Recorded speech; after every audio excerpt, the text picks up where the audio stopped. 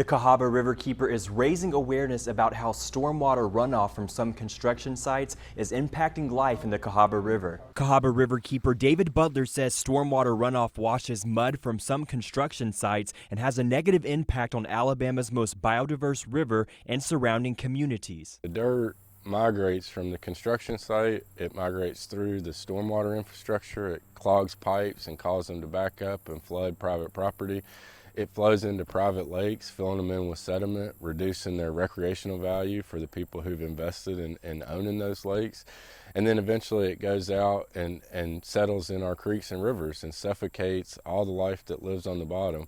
Butler says normal stormwater runoff from the community also negatively impacts the river. Butler says rules are in place to prevent it from happening on new construction sites, but those rules are not strictly enforced. Yeah, so anytime you have land disturbing activity over a certain size, you have to apply for a permit, both with the state, sometimes with the city.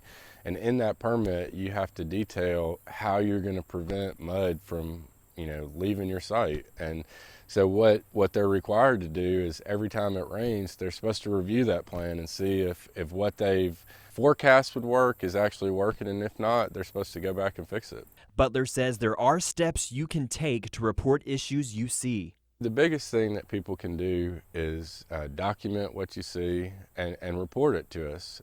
Even if you file a complaint with ADEM or another agency, it's helpful to let us know so we can track those complaints and make sure that the issues are actually being addressed. And so the biggest telltale sign of a problem is when it rains. If you see mud flowing down ditches or off a construction site, you can usually walk back and figure out exactly where it's coming from.